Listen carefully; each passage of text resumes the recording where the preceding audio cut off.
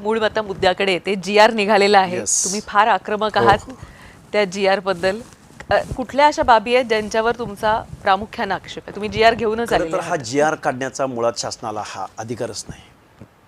कारण हा अधिकार इंद्र साहनी जजमेंटमध्ये 92-93 मध्ये हा GR त्या स्टेट बॅकवर्ड कमिशनला आहे आणि किंवा सेंट्रल बॅकवर्ड कमिशनला आहे, जो स्वायत्त आहे, जो संविधानिक आहे, ज्याला क्वासी ज्युडिशरी त्याचं स्वरूप आहे किंवा त्या आयोगाला संविधानात्मक दर्जा आहे.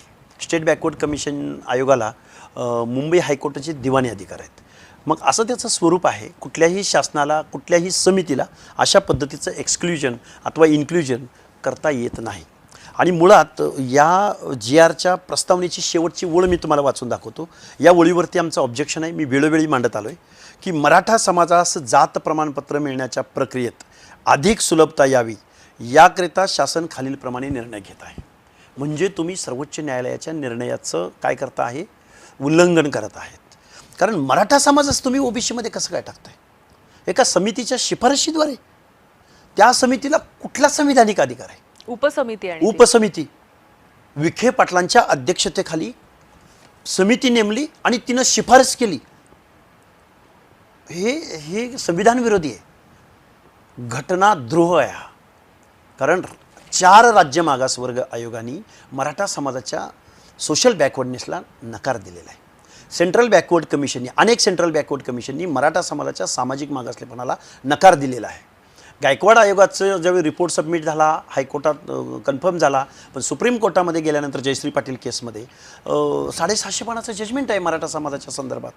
मुळात प्रश्न असा आहे की मराठा समाजाचं इन्क्ल्युजन करण्यासंदर्भात जे पक्ष, जे आमदार, जे खासदार, जे मोठमोठे नेते, जे आग्रही आहेत, ते या प्रश्नाचं उत्तर द्यायला तयार नाहीत की रुलिंग कास्ट असणारा, डॉमिनंट कास्ट असणारा मराठा समाज जर ओबीसीच्या दायऱ्यामध्ये आला तर तिथं ओबीसीमध्ये असलेल्या विजयंतीचं, ओबीसीचं काय होईल?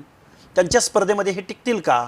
आणि मुळात रिझर्वेशन हा कुठला गरिबी हटवाचा प्रोग्राम नाही आहे. Reservation is equal to representation. Reservation प्रतिनिधित्वाचा कायदा आहे. एक संधी, एक अवसर निर्माण करून देणं.